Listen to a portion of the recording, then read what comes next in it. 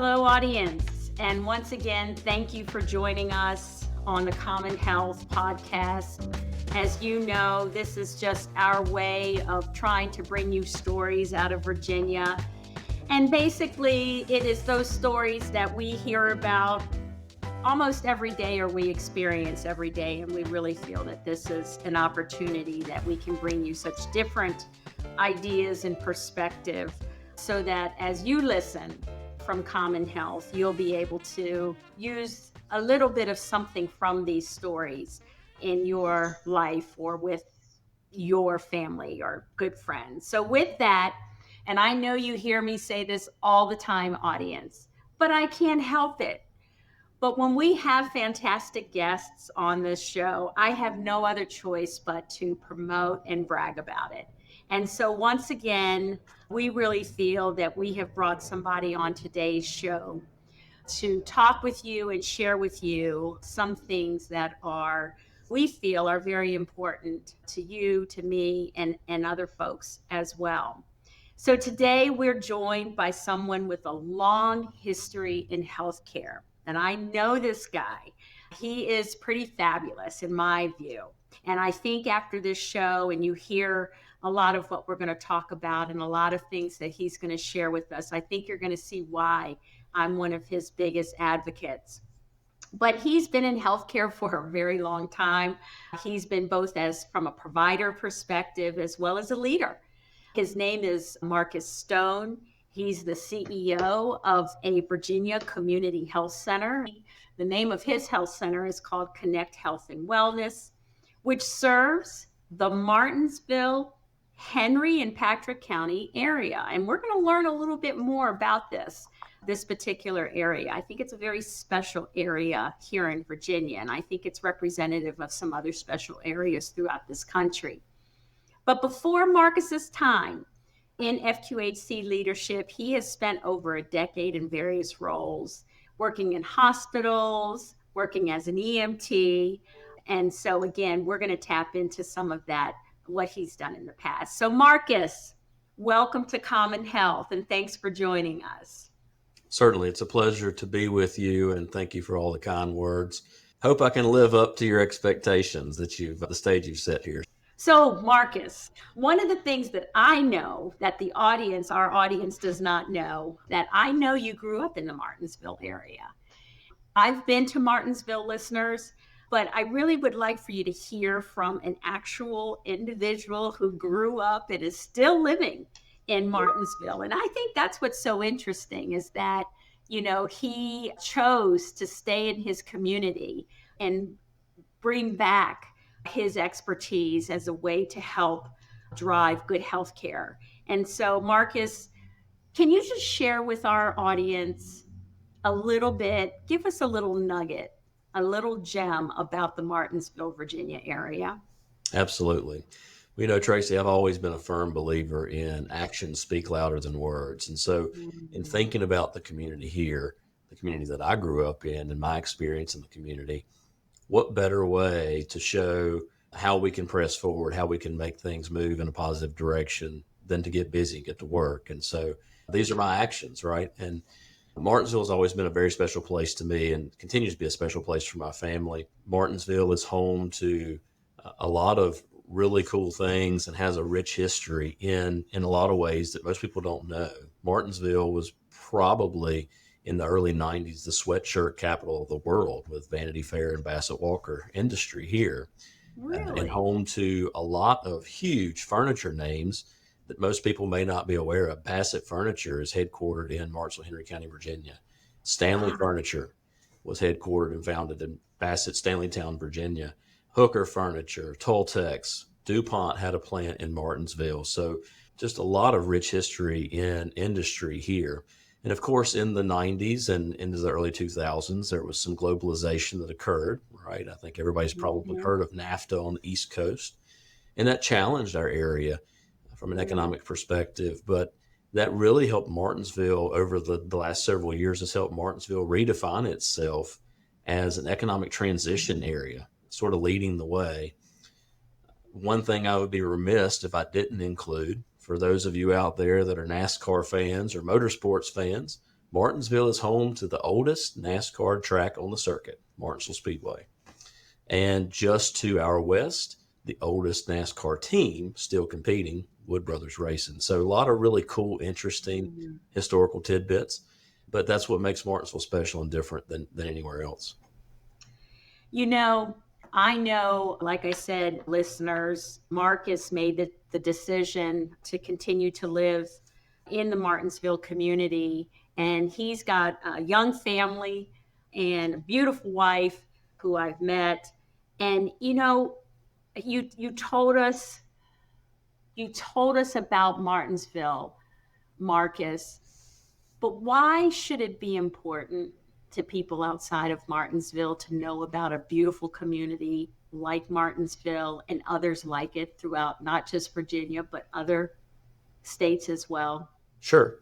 I think all of us have a place that we call home, whether it's the place Mhm. that we grew up or the place that we currently live. And it's special in different reasons to different people.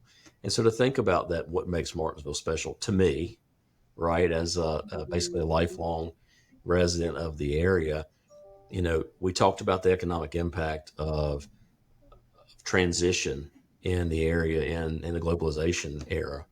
And that was difficult, I think, for Martinsville, but not just Martinsville alone. For other areas in the country, experienced that very difficult time.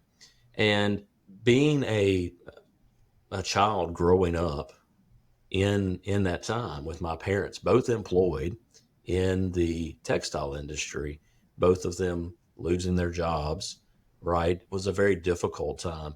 And so it really, I think, forced a different perspective for me to look at. We know we have to take action to get results accomplished.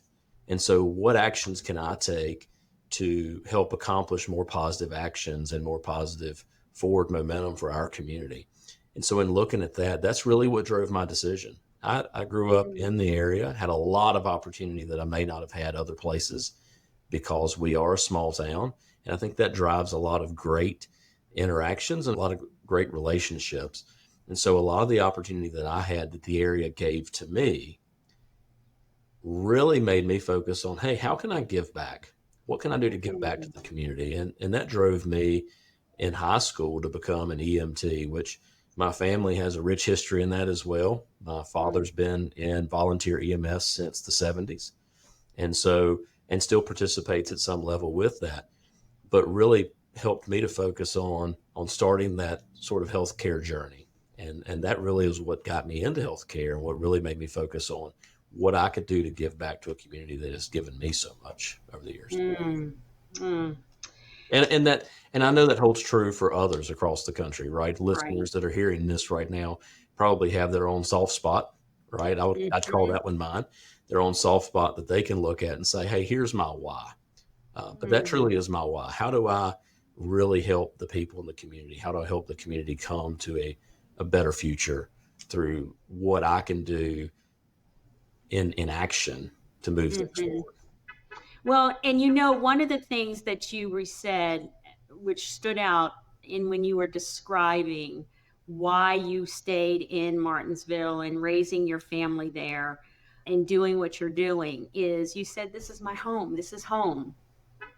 And, listeners, if you can remember, part of the reason why we felt it was important to bring these stories to you is because no matter who you are, right? No matter who you are, that the provider, such as Marcus, they only look at you as just who you are. They meet you where you're at, and with that comes a story. That person has a story, and you have something to share, and it all can stem from healthcare.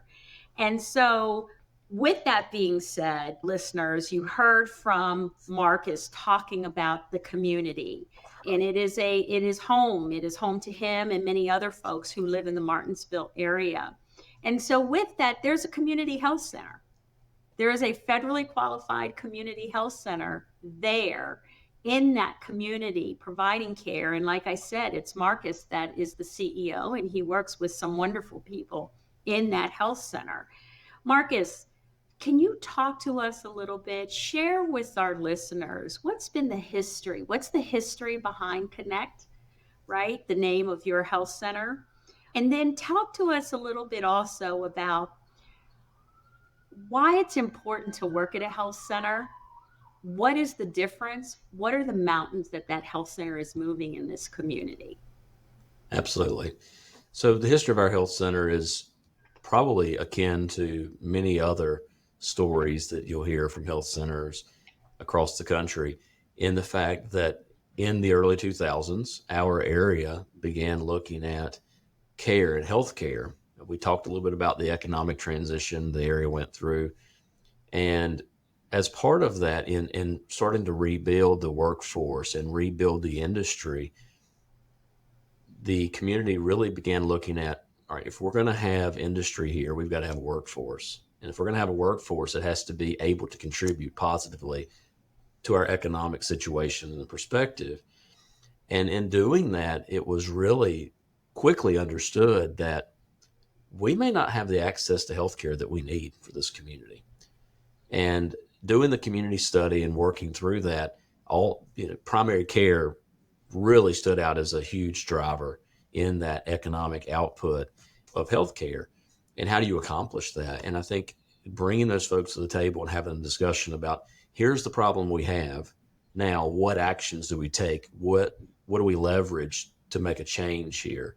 And I wasn't at the table, but if I were, I would say people probably looked around and said, we've got a bigger problem. We don't have enough people here to tackle this, right? Mm-hmm. And that really was the idea, the precipitating factor that created our health center. And we rebranded a couple of years ago to Connect. We'll talk about that in a second. But initially, we were the Martinsville-Henry County Coalition for Health and Wellness. You may understand now why we rebranded, right? Our name was a little bit long, but we also grew over time. Mm-hmm. Our health center was established in 2005. And in doing part of that, it was very early and really was a community group focused on improving access, creating better wellness, or improving wellness of the workforce and the community in total, but not necessarily initially focused on providing primary care, not really Mm. focused on becoming a federally qualified health center. Into the journey a little bit was like, oh, wow, we still have to do something more than just focus on driving people, to their appointments, or trying to get people to engage in healthcare. And so to me, that's the really organic part of this. Is it wasn't really the way it started, but it was, they continued to notice the trends, continued to notice the need, and said, hey, let's do something to fix this. Here's another bump in the road. Let's smooth that one out as well. And that really has been our history. And so we talked about rebranding. We noticed that as a bump a couple of years ago, that we now, what started as one health clinic, actually in the free clinic space, expanded to a group now of 4 different sites that are delivering healthcare. And all 4 of them had different names. Became a huge challenge for our patients and our population. And so we rebranded to help increase access. And, from that level, many people don't think of marketing and branding as a tool that will increase access to healthcare, right? But we know that when people understand better, when people can, pull the pieces together, or the parts together to form the whole thought, things Mm-hmm. become easier. And so that was our goal, and we were able to accomplish that. And we really have seen a huge success from doing that. Mm. You know, there's been a lot of attention right now, and listeners, when the release of this podcast show, I'm sure of some of this attention will still be going on up in DC with our Congress around the new big beautiful bill. And I know you've been watching Marcus very closely, and because you know that much of what's being outlined in the potential budget that's being discussed, because there's a lot of healthcare that's in there, right? Right. Can you talk about, in some respects, what, and I don't even want to say concerns, but really, What stands out in your mind? You're from that community. You know many of the people in the community. You know what the health center is doing. You know what some of the future desires for that community is. But what stands out in your mind a little bit around some of what you're seeing being discussed in DC, which has been very different than what we as healthcare folks have been used to, right? Because we've Right. been in this for a long time. And not that we're not open to change, because we really are open to change. This is how healthcare is. But what are some of the things that are standing out in your mind as not just an individual who's overseeing the healthcare facilities, but also as a member of the community? Yeah, so challenge from both sides, right? And I think you're absolutely right and correct in the fact that we're having to watch every day to see what the new nuances are, what the new pieces to the puzzle may be. I think you're 100% right in the fact that we've been all working in healthcare for a long time. We Mm, know the pieces and the parts that are struggles for us, and we know there has to be some change in the way that care is delivered, in the way that care is reimbursed, in operations of healthcare in total. We understand business and principles in business, and some of the things that we do in healthcare don't always make sense in the business world. I think that's one of the things that make it so difficult for us to operate is the business. You have to put the business perspective in with the healthcare perspective. And then at the end of the day, it has to make sense to somebody, right? So I think before I can really talk about the effect on our health center or the effect on communities like ours, it may be a little bit more important to peel back the onion just a smidge more on history. So in mm, 2021, I joined Connect Health, what is now Connect Health and Wellness, as a CEO, and we were seeing about 8,000 patient visits a year, give or take, trending there. And that was during COVID. So there's lots of change and ebbs and flows, right? We all remember that and still dealing with it today. yeah. And fast forward 4 years later, our volume has tripled and almost quadrupled, as a matter of Wow. fact. So we're around the 26,000 visit mark right now in a Mm, year. We've added services, we've added dental, we've expanded some behavioral health services, those types of things. All those pieces are integral in what we do. Obviously, there are lots of people using those services. mm, Going back a little bit further than that to give another layer, my history is not only in EMS, but I managed the emergency department here in this community for several years. And what we saw there was a continued utilization over time of the emergency department for what I would call primary care type visits.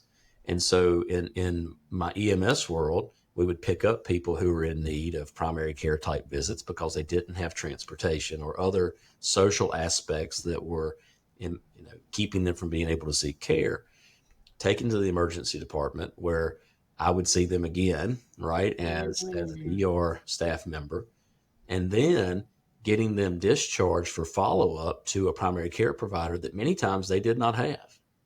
And so mm. that's where the health center comes in. So little did I know, 20 years ago that I was going to be full circle in solving the problem that was waking me up at 2 o'clock in the morning to get in my ambulance to go pick somebody up. And so that's a really cool way that we've worked to sort of move and re-triage care to the most appropriate places. If it belongs in primary care, then we want to get people access in the primary care world. We want to keep them out of the emergency department so the sickest and most vulnerable people can be there and can get their care when it's needed and not clog the system, so to speak. Mm. So I think that also has presented the challenge because we have helped move that volume, shift that volume to more appropriate places, which has increased the volume in the community health centers, not only in Martinsville, but across the country. That Yeah. was our mission. That was our goal. So we've done that. So now let's talk about the challenges. So, one of the number one challenges I see in the big, beautiful bill or any other legislation that the community health center world is concerned about is funding.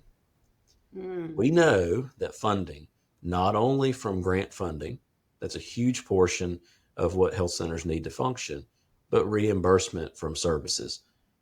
Health centers are really astute and they don't mind working and they don't Yep. mind operationalizing their staff, their centers, their resources Right. to get reimbursement on the services they provide. But I do think that's one of the things that could be challenging with this legislation, this particular piece of legislation that we're talking about today, that may change by the time we put this podcast out for everybody to enjoy. And so I think that's the other piece. We have so many changes, especially in the current healthcare and government realm and political realm. We have so many changes so quickly. It's Mm. challenging to keep up with them. But probably the number one thing I see is challenging is funding and what funding looks like moving into the future. And so with that, I'd like to probe on two things that you said. And let's talk about funding because as you know, there are there are reasons why the kind of attention that's been given to some of these healthcare areas in the bill is to, assist individuals in other areas. And so and some of those are, things that many people in Martinsville and some of these communities will be able to take advantage. How can you justify, like you said, the funding? That's our taxpayer dollars. That's their taxpayer dollars. How can you justify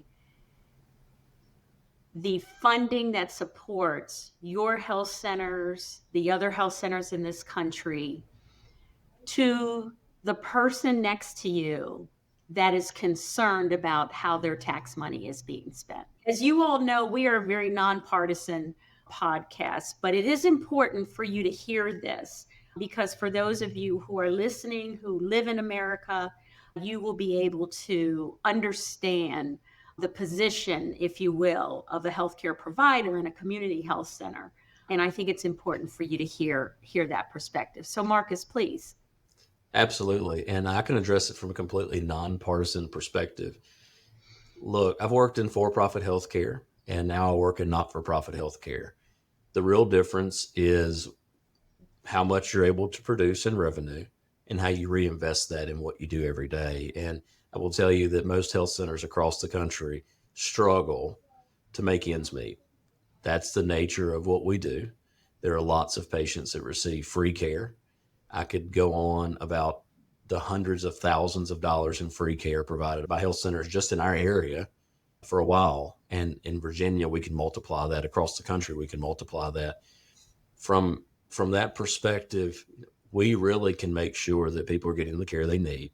And Mm. I'm a firm believer that we can do it in a much more efficient way than most other providers because we're forced to do it. We already have the ways and the means.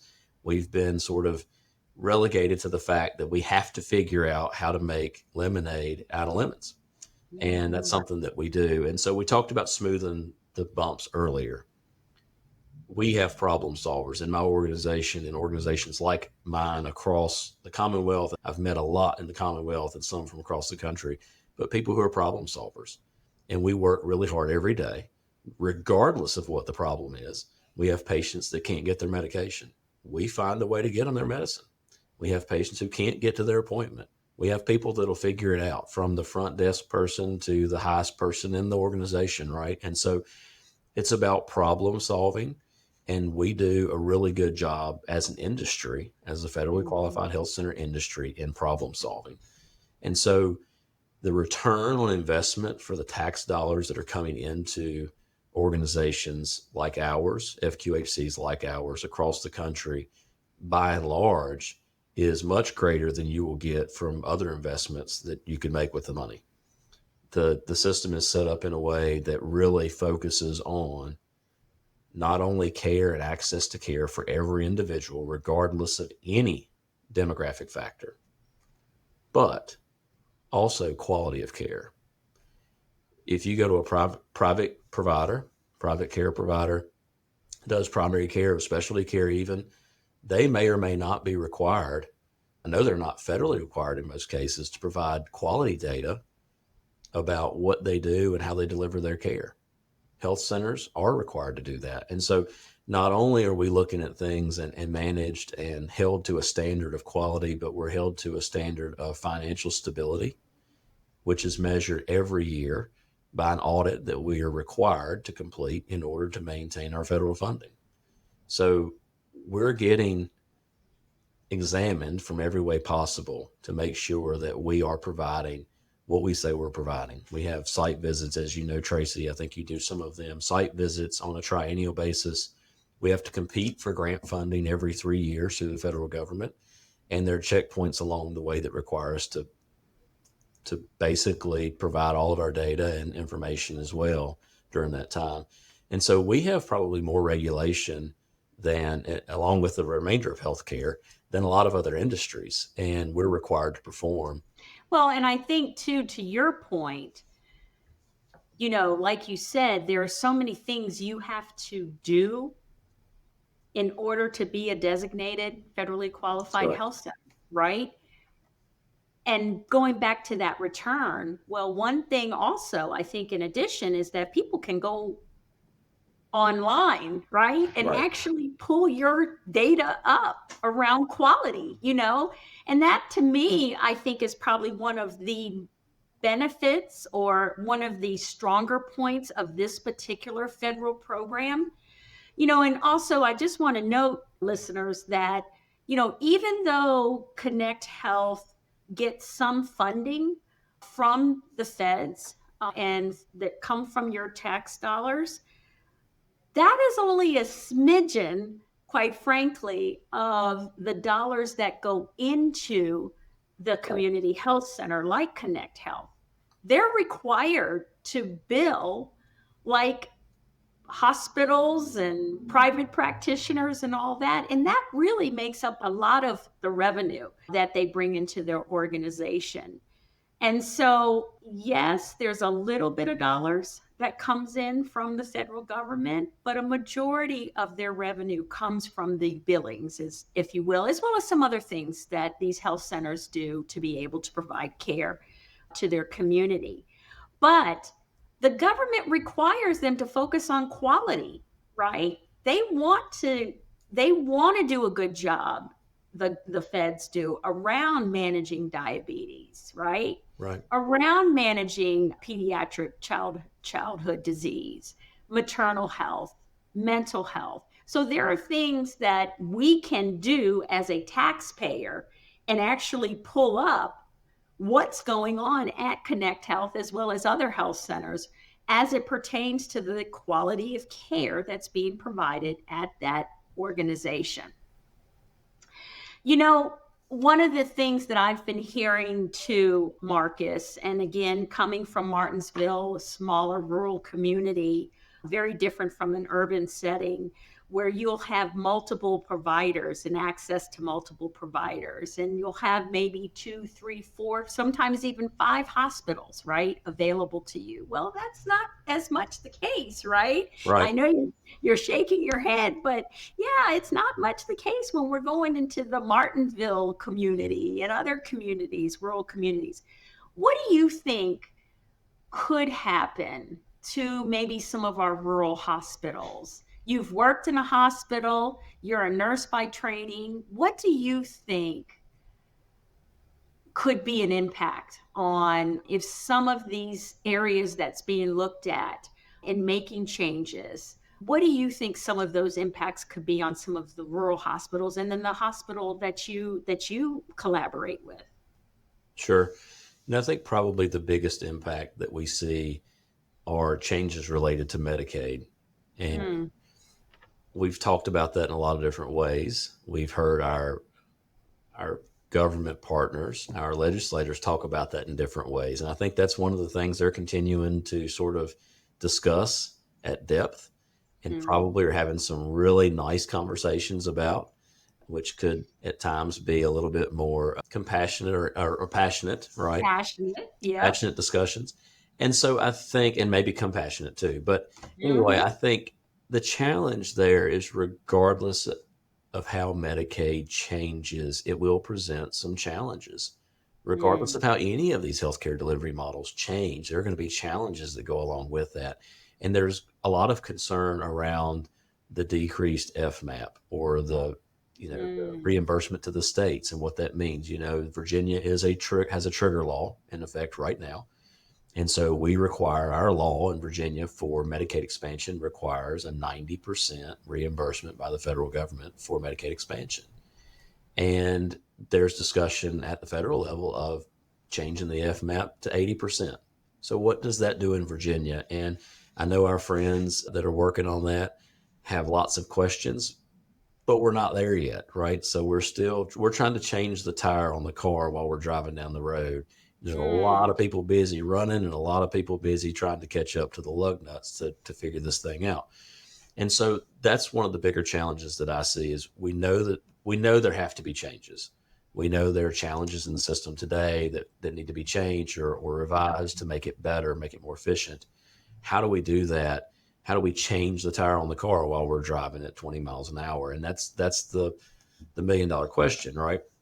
But the challenge that I see is if we have a reduction in Medicaid funding, quite honestly, there's going to be a reduction in revenue for Medicaid care providers. The patients are going to continue to need care. And the next step is, are they going to get the care or are they going to put the care off? And so by doing that, by reducing either the access to care by choice or by necessity, then we're going to have some pent up disease processes or trickle down effect from people having maybe a little bit poorer health, which translates economically into poorer attendance at work, poor or reduced productivity at work or in the economy. And so what does that look like at a 30,000 foot view for the nation? And I think that's one of the things that's very troubling is we know we have a grassroots issue with how we deliver healthcare, how that's reimbursed, where are there savings opportunities. We've talked a lot about where some of the healthcare funding is mostly spent and maybe ways to make that more efficient. That's something that we talk about in the FQHC land all the time, right? As an association, as a group of CEOs. And I think honestly, I wish a lot of times more people would ask, more people making decisions would say, hey, look, what do you think about this? And I've got a great relationship with our legislators and talk with them frequently. And they do ask. And I think a lot of my colleagues do as well. But it's very interesting because a lot of the things that we assume, that people assume, the constituency assumes that their legislators know, they may not understand fully, right? And it's our job as community, as the voting public, to make sure that our folks, our representatives, are aware of the issues that are there. And that can be challenging. We were in DC, I think, last year and in the General Assembly as well. And to see the volume of paper and the volume of topics that are coming through any of these meetings is ridiculous. Crazy. They're having to, you're going from healthcare over here, and now over here you're talking about data centers, restrictions on data centers, or how you're going to do community modeling or whatever. I think it's certainly a challenge. And so those are the things we're competing with. And that's why we do things like this, is to educate people, right? And to help people to understand where we are and sort of the brass tacks of the situation.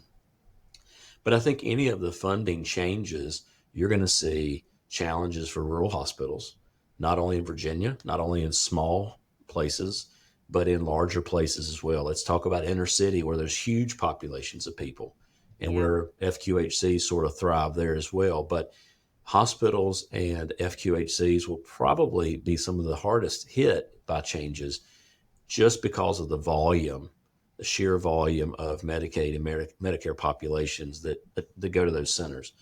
And not necessarily because they're earmarked one way or the other for people to go here or go there, but in a lot of ways, people before they get Medicaid, maybe before they understand or have health literacy, they look at an FQHC or a community clinic as a way for them to get access to care.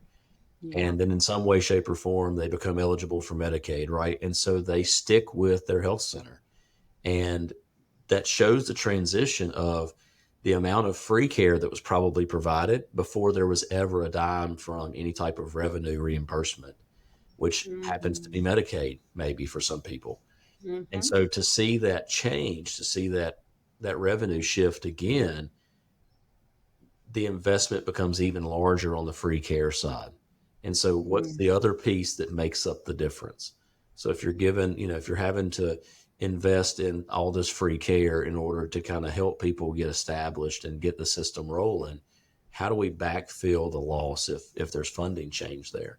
And how do hospitals sustain it? I think the nonprofits, we're working as hard as we can to find other means. We're out looking for grants. We're looking for community partnerships. There's lots of great opportunity with opioid abatement funds now for community health centers. All these different opportunities, but then maybe even on the other side as well from the for-profit arena, that those are things that they don't have. So rural Yeah. hospitals that are for-profit, where do they go to backfill some of this lost revenue? What does that look like for service models in a community where you have one hospital, such as here? And we Mm. looked at a couple of years ago, the birth rate actually in Martinsville and Henry County dropped by about 60% over a course of about 3 years. Of course, during the pandemic or coming out of the pandemic. Right. And which is sort of an interesting phenomenon as well, because we saw birth rates rise other places, Exactly. right?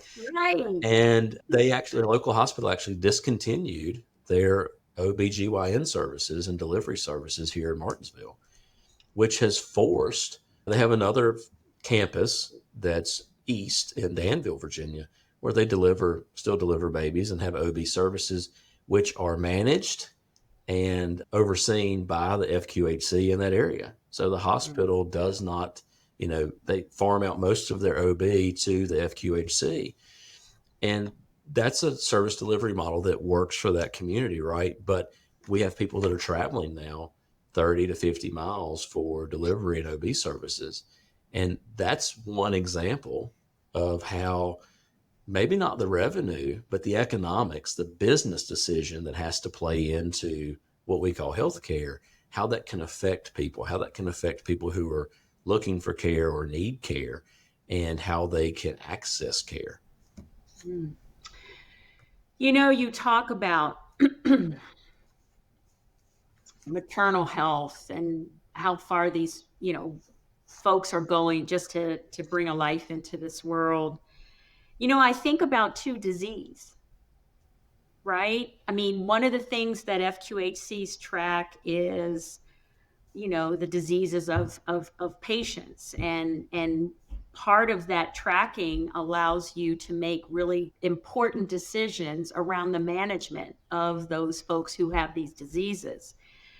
And I'm just going to take you down a clinical path. So, you know, given the fact that you have hospitals who are cutting some services like OB services, what does it look like right now for Martinsville in the area of disease management? And then what do you think it could look like in the future if we see some of these changes come about? And I know you're clinical, so it's okay. We're going to give you this opportunity to get on your clinical bandwagon and talk a little bit about that. Absolutely. So, reduced access to healthcare always, in my opinion, looks like poorer health outcomes. I, Mm. I don't know how you, I don't know how you target it any other way. I don't know how you put it in a different bucket.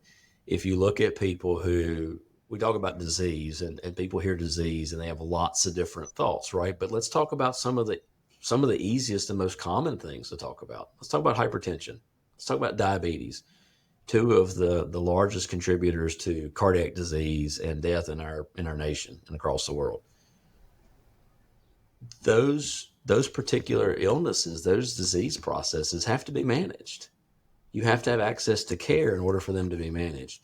And there are lots of new drugs and lots of new ways that we can work through these things, but health literacy is one of the biggest pieces that goes along with that challenge.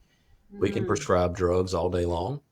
We can see people in the office all day long, but what you do outside of the four walls of that clinic and how you take your medicine are going to really predict the outcome that you're going to have. And so that's what we have to focus on as clinicians. I think I could talk all day about some of the different ways that we can impact that. And one of them is health literacy and ensuring understanding of instructions. I think that's one of the things, bar none, in healthcare, regardless of the sector of healthcare, whether it's FQHCs, hospitals, clinics, et cetera. we need to do a better job as healthcare providers, making sure people understand what we need them to do. And I'll put that there, and everybody can think about that. But I think that's one of the challenges that we have, right, is communication. Much Mm. like any other problem in your life, communication is at the root of most of them, right? So we, if we see reduction in funding, if we see reduction in services, by and large, that's going to look like poor health outcomes. You're Mm. going to see people who have more uncontrolled hypertension. You're going to see people who have more uncontrolled diabetes. That leads to, you know, less years of life. It leads to poor health outcomes. Poor health outcomes lead to less economic productivity. That leads to less industry. And, we had a community just here to the west of us about 8 years ago now, lost their only hospital. It closed. Mm. The challenge that that community has had in recruiting industry, in recruiting economic players to their community, in recruiting jobs and building the economic pathway in their community has been huge. Mm. And it speaks to the fact that healthcare really is, availability and access to healthcare really is one of the biggest economic drivers for any community. And so seeing that change, seeing the challenge of decreased funding, seeing the challenge of decreased services is not only an impact or a driver to healthcare, but an impact and a driver in the economy in your community. I think we've talked about that probably 3 or 4 times, or I've made that point a couple of times here, but I don't think you can stress that enough. We talk a lot about the root of the problem in a lot of ways. With heart disease or hypertension, we talk about you have hypertension, but we may not do a great job of talking about the periphery of that, what that means. Mm. So we need to do the same job here in talking about the periphery of what changes in healthcare funding, what changes in service availability will look like. And they're not going to just look like changes in access. They're going to look like economic disruption and disruption of industry, and then population disruption. Think about Mm. population shifting. We saw it during COVID. And I think if you see a large enough change in your healthcare access and availability, populations of people who know they need healthcare and can afford insurance or have the ability to afford other ways to achieve that healthcare are going to make decisions about making that more convenient or easier for them if that's something it's a big need in their life. And so I think those are other pieces. And so what happens with what's left, right? Right. What's the challenge around being able to achieve access if it's not available in the same mechanism that it has been? We've talked Mm. about increasing the number of visits to FQHCs and community clinics and the role that they have played in the healthcare continuum. And so now let's talk about each of these niche facilities, whether it's a hospital, community health Yeah. center, a private care provider, a dentist, a therapist, a counselor, whoever. They all play an integral role in the continuum. Yeah. Take one of them out, or severely reduce, or even minorly reduce their contribution to the continuum, the balance is upset. So we have to figure out a way to backfill that. And I think Right. that's the challenge that we're looking at now. We all know there are going to have to be changes to the system, right? Yep. How do we make the necessary changes but keep the balance and the continuum flat in order that we can continue making forward momentum versus having to repeat history again of making maybe some decisions that are more challenging and create more disruption. You know, as we close out, Marcus, as you were talking and sharing, the one question I have for you, and I think I know what the answer is coming from you and listeners, as you can tell, Marcus is just an absolute great orator and really knows his stuff. But based off of some of these things that you know and we've talked about during this show, and even some of the things we haven't talked about, Marcus, are you hopeful? Absolutely. I'm an eternal optimist, and not because that's the position that I choose to take, but I think that's the position that we have to take. We have the ability to make change. We have the ability to make a difference. And I look at access to care in our community alone and some of the things that we see. We talked about smoothing out the bumps. We talked about being problem solvers. I've used this analogy with my staff, and they're probably tired of hearing it. And you guys may be too by the time I get done. But you have a couple of choices. And really, it's that simple. You have two real Yeah. choices. We can get bad news and we can be faced with a problem, and we can say, all right, well, I'm going to go over here in the corner and sit down and cry for the next 10 Yep. years. And when you get done crying in the corner and come back to the table, guess what? It's still there. So the other opportunity we have is to get busy and start making some things move forward, right? Making changes and pushing things where we need them to go. And I think that's the opportunity that we have as a healthcare society and Yep. the healthcare industry is we really need to spend the time, take the time, and tell our story, educate people on what it is that we do, what makes us different. And that's really what our work should be. As people come into our health centers, we need to educate them on not only their disease process or what they have going on or making sure they understand. We need them to understand who we are and what we can do to help them, right? Yeah. And we need to understand where they are and what we can do to help them. Because one person generally doesn't have a challenge that's different, completely different than everybody else. We talk about transportation is probably the number one barrier in society to healthcare. There's not just one person that walks in and says, I'm the only person that doesn't have a car and can't get to their appointment. It's a big number of people. We've got the opportunity. You knew this is what I was going to say, didn't you? Yeah. We've got the opportunity to make a difference. We're doing it every day as we provide care to people. Yeah. Continue doing it in other ways too. Make a difference in how we do what we call healthcare. Make a difference in how we provide care. Make a difference in how we operate healthcare and create efficiency by educating everybody about healthcare, not just the people who need to know about their blood pressure. So true. So true. So folks, that wraps up today's conversation. And a big thank you to our guest today, Marcus Stone, CEO of Connect Health and Wellness. Look them up, listeners. I'm telling you, they're doing some fabulous things out there in the Martinsville community. And if you're ever out in Martinsville, Virginia, go visit them. Take a look at their facilities, beautiful facilities. But to Marcus's point around being hopeful, we all are hopeful. After all, we're in healthcare. We believe in seeing the light at the end of the tunnel because that's just what we do. And so, as you can see and as you can hear, listeners, Marcus shed light on some of the critical discussions that are happening up in DC and what that could mean for healthcare access across this country and in Virginia. These are complex issues with real impacts on your life, my life, everyone's lives here. And it's really important than ever to stay informed, stay engaged. And as always, we encourage our listeners to dig deeper, ask your questions, make your voices heard. And until next time, listeners, stay curious, stay active, and take care.